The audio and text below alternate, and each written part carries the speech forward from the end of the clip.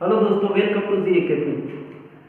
दोस्तों, हम लोगों ने एक वीडियो सीरीज स्टार्ट किया है।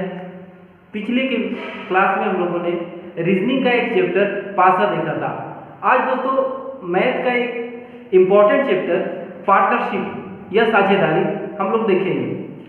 दोस्तों, ये साझेदारी क्या होता है, ये किन बातों पे निर्भर करता है और एग्जाम पॉइंट ऑफ व्यू से इसमें क्या क्या क्वेश्चन बनते हैं, क्या क्या क्वेश्चन आते हैं, वो सारी बातें सब हम लोग देखेंगे।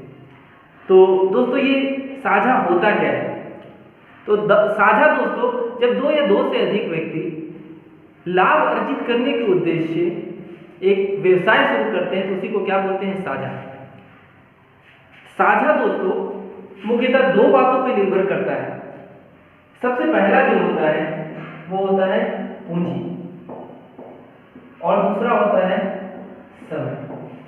दोस्तों, साझा का मेन उद्देश्य होता है लाभ प्राप्ति करना।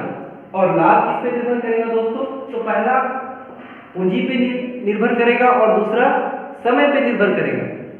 दोस्तों, यदि दो व्यक्ति हैं तो एक अधिक पूंजी लगाया है, एक कम पूंजी लगाया है और व्यवसाय शुरू किया है, तो जो अधिक पूंजी लगाएगा उसको लाभ जो मिलेगा वो अधिक मिलेगा और जो कम लगाया है उसको कम मिलेगा।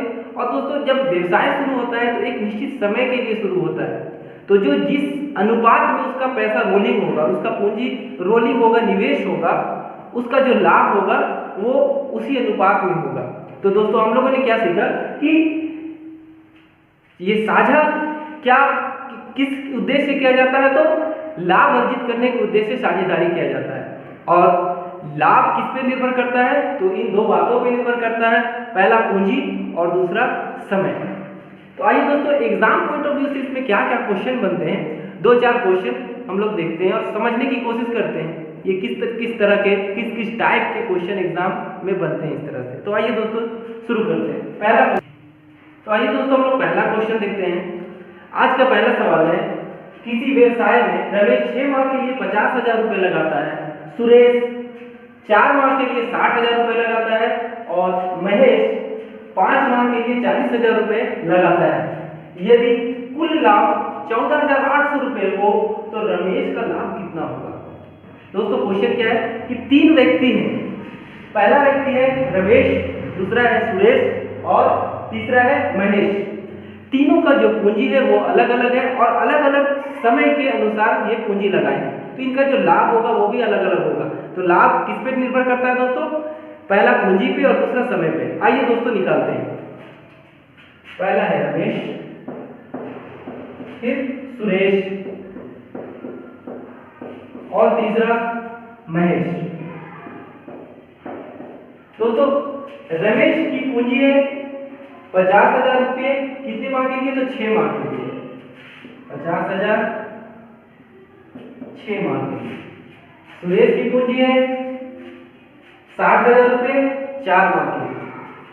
60,000 रुपये 4 माह के लिए। और महेश की पूंजी है 40,000 रुपये 5 माह के लिए। 40,000 रुपये 5 माह के लिए। आइए दोस्तों इसको काटते हैं। तो 1 2 3 और ये 4, 1 2 3 4, 1 2 3 4। दोस्तों, और किस संख्या से काटा जा सकता है? तो 2 से। तो 2 तिया 6, 2 तिया 6 और 2 दूनी 4। दोस्तों, अब कोई ऐसा संख्या नहीं बचा जो तीनों को बराबर बराबर काट सके, तो दोस्तों इनको निकालते हैं। तो ये हो जाएंगे 3 बचेंगे 15 अनुपात 3 चौके 12 और 2 बचे 10। दोस्तों, ये जो है वो क्या है? इनका पूंजी और समय का गुणनफल है।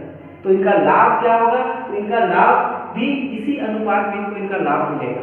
तो किनका लाभ निकालने वाला है दोस्तों? तो रमेश का। तो रमेश का लाभ, रमेश का लाभ, कुल लाभ दिया हुआ है दोस्तों लोगों को कितना? 14,800 रुपये में रमेश का जो लाभ मिलेगा वो कितने के ऊपर मिलेगा? इसका जो हिस्सा है वो कितना है? 15। ऊपर में जिसका हिस्सा निकालना होगा दोस्तों, जिसका लाभ निकालना होगा उसको ऊपर में लिखते हैं और इसके जस्ट नीचे इसके हर में क्या करते हैं? जितने व्यक्ति रहेंगे सभी के लाभ को क्या करेंगे, सभी के अनुपात को जोड़ देंगे। तो ये हो जाएगा आपका 15 और 12, 15 12 हो गए आपका 27 और 10 37। अब दोस्तों इसको काट के देखते हैं तो 37 का 37 और 37 चौके 148 और ये डबल जीरो, तो आपको हो जाएंगे तो 15 चौके 60 और ये डबल जीरो। तो दोस्तों इस तरह से निकाला क्या, रमेश का हिस्सा निकाला कि रमेश का लाभ कितना मिलेगा। तो रमेश को 6000 रुपए लाभ मिलेंगे, किसमें, तो कुल लाभ 14800 में से रमेश का जो हिस्सा होगा, लाभ होगा, वो 6000 रुपए होगा। इसी तरह से दोस्तों अगर हम लोग को क्या कहता कि सुरेश का हिस्सा निकालते, सुरेश का लाभ निकालते, तो क्या करेंगे, बस ये और ये तो सेम होगा, बस कटेगा भी सेम।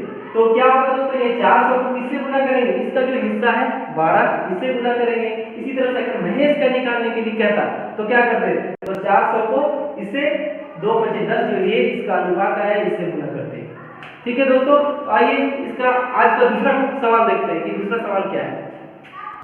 दोस्तों आज का दूसरा सवाल है, रवि ने 45,000 रुपए लगाकर एक व्यापार आरंभ किया। 4 माह बाद संजू भी उसी व्यापार में 30,000 रुपए की पूंजी के साथ शामिल हो गया। यदि वर्ष के अंत में 13,000 रुपए की आमदनी हो तो दोनों के लाभों में कितना अंतर होगा। तो दोस्तों क्या है सवाल कि दो व्यक्ति हैं इस सवाल में, एक आपका रवि और दूसरा संजू है। रवि जो है वो 45,000 रुपए की पूंजी लगाता है और संजू कितने की पूंजी लगाता है दोस्तों, तो 30,000 रुपए की। तो जो लाभ होगा वो सबसे पहला क्या किस पे निर्भर करेगा, पूंजी पे। उसके बाद दोस्तों क्या होता है कि संजू जो रवि जो है वो 1 साल के लिए समय इसमें दिया हुआ है दोस्तों, 1 साल के लिए, पूरा 1 साल के लिए इसका पूंजी निवेश हो रहा है। और संजू जो है दोस्तों वो 4 माह बाद आया है, तो इसका जो पैसा रोलिंग होगा, इसको जो लाभ मिलेगा वो 8 माह का लाभ मिलेगा, ना कि पूरा वर्ष का, क्योंकि ये क्या आया है 4 माह के बाद आया है। तो दोस्तों आइए इसे बनाते हैं। सबसे पहले एक तरफ रवि लिखते हैं और दूसरी तरफ संजू। एक तरफ रवि का पूंजी, रवि का जो पूंजी है वो 45,000 रुपए और संजू की पूंजी है 30,000 रुपए। रवि जो लगा रहा है इसका पैसा जो रोलिंग हो रहा है वो कितने महीने के लिए, तो पूरे 1 साल के लिए। 1 साल कैसे पता चला दोस्तों, तो यदि वर्ष के अंत उससे हम लोग क्या बताएंगे कि 1 साल इसमें समय दिया हुआ है। और संजू दोस्तों कब आता है, 4 माह के बाद आता है। तो 4 माह के बाद आया यानी वर्ष में 4 महीने के बाद आता है, यानी उसका पैसा रोलिंग 8 माह के लिए हुआ है। तो इसको किससे गुना करेंगे दोस्तों, 8 से। आइए दोस्तों काटते हैं, 1 2 3 1 2 3, 15 दिया 45 और 15 दूनी 30, 4 दिया 12 और 4 दूनी 8। तो दोस्तों अब ये नहीं कट सकता है तो क्या करते हैं, मल्टीप्लाई करते हैं। तो 3 या 9 और ये 2 दूनी 4। तो दोस्तों ये क्या है, ये इनके पूंजी और समय का गुणनफल का अनुपात है। तो यही अनुपात किसका होगा दोस्तों, तो लाभ का अनुपात भी यही होगा। तो आइए लाभ निकालते हैं। सबसे पहले किसका लाभ निकालेंगे, तो रवि का लाभ। तो रवि को कितना लाभ मिलेगा, तो टोटल जो लाभ है रवि का लाभ, रवि का लाभ होगा दोस्तों, ये टोटल लाभ है आपका 13,000 रुपए। 13,000 रुपए रवि का भाग या रवि का जो लाभ मिलेगा वो 9 हिस्सा लाभ मिलेगा, ऊपर में 9 और नीचे में क्या करते हैं दोस्तों, जितने भी व्यक्ति रहेंगे इसमें 2 व्यक्ति हैं, एक रवि एक संजू, और उनका जो अनुपात है लाभ का अनुपात भी यही होगा। तो 9 और 4 कितना हो गया दोस्तों, 13। 13 का 13 और 13 का 13। तो जो रवि का लाभ होगा दोस्तों 9 गुना 1000 यानी 9,000 रुपए। और इसी तरह से दोस्तों आपको निकालना है किसका है, तो दूसरा व्यक्ति है संजू। तो संजू का लाभ, संजू का लाभ क्या होगा दोस्तों, तो ये सब तो दोबारा काटने का जरूरत नहीं है। क्या करेंगे, बस 1000, हम जान रहे हैं कि यहाँ पे 13,000 होगा, यहाँ पे 13 होगा, तो 1000 गुनेंगे क्या, तो इसका हिस्सा है 4, तो हो गए टोटल इसके 1000 गुना 4 यानी 4,000 रुपए। दोस्तों दोनों के लाभ का अंतर कितना है, तो 9,000 में से 4,000 को घटाते हैं तो दोनों का अंतर हो जाते हैं दोस्तों 5,000 रुपए। ठीक है दोस्तों, तो रवि को जो लाभ मिलेगा वो 13,000 में 9,000 मिलेगा और संजू को जो लाभ मिलेगा वो 4,000 रुपए मिलेगा। और इस क्वेश्चन में बोला था कि दोनों के लाभों का अंतर कितना है, तो दोनों का अंतर दोस्तों कितना है, 5,000 रुपए। आइए दोस्तों दोस्तों आज का तीसरा और अंतिम क्वेश्चन है, निर्मल और कपिल क्रमशः 9,000 रुपये तथा 12,000 रुपये के साथ एक व्यापार शुरू करते हैं। 8 माह के बाद कपिल अपनी आधी पूंजी निकाल लेता है।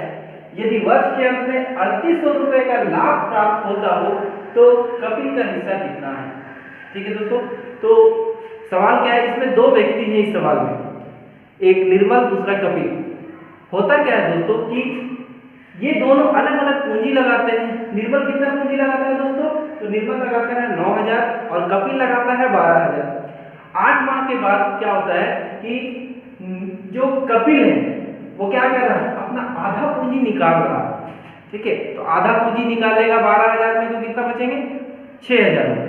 ठीक है दोस्तों, उसके बाद क्या होता है, यदि वर्ष के अंत में, इस पे समय दिया हुआ है दोस्तों, समय दिया हुआ है वर्ष के अंत में यानी 1 साल यानी 12 माह, यदि वर्ष के अंत में 3800 रुपये का लाभ हो, यानी कुल जो लाभ दिया हुआ है वो 3800 रुपये दिया हुआ है, तो उसमें कपिल का हिस्सा कितना होगा। आइए दोस्तों बनाते हैं। एक तरफ है निर्मल और दूसरी तरफ है कपिल। निर्मल क्या करता है दोस्तों, अपना पूंजी के साथ कोई छेड़छाड़ नहीं करता। इसका पूंजी है 9,000 रुपये और पूरा इसका जो पैसा रोलिंग हुआ है, इसका पूंजी जो रोलिंग हुआ है वो 12 माह के लिए यानी 1 साल के लिए रोलिंग हुआ है। छेड़छाड़ कौन किया है, तो कपिल किया है। कपिल जो पूंजी लगाता है शुरू में वो 12,000 रुपये लगाता है और 12,000 रुपये लगाता है और 8 माह के बाद पैसा निकालता है आधा पूंजी, यानी 12,000 जो पूंजी लगा वो 8 माह तक तो इसका पैसा रोलिंग हुआ है, तो इसमें 8। ठीक है, जब 8 माह तक रोलिंग हुआ उसके बाद क्या करता है कि आधा पूंजी निकालता है। तो 12,000 का आधा पूंजी हो गया दोस्तों कितना, 6,000। तो बचे कितना बिजनेस के लिए, तो 6,000 रुपये। 12,000 में से 6,000 निकाले तो 6,000 रुपये बचे और जो समय बचा वो कितना, 4। आइए दोस्तों जोड़ते हैं और गुना करते हैं। ये आपके हो जाएंगे 12 9 के 108 यानी 1,08,000 रुपये और ये हो जाएगा इसका 12 के 96 और 6 चौके 24 यानी 96 और 24 कितना हो गया 120 और ये 000 यानी 1,20,000। आइए दोस्तों इसको काटते हैं, 1 2 3 और ये 1 2 3 और 12 9 के 108 12 9 के 120। तो दोस्तों ये जो 9:10 आया है हम लोग, ये क्या है, तो ये इनके पूंजी और समय का अनुपात। और यही तो दोस्तों जो पूंजी का अनुपात या समय का अनुपात वो किस पे निर्भर करता है, किसके समानुपाती होगा, इसके लाभ के अनुपात की।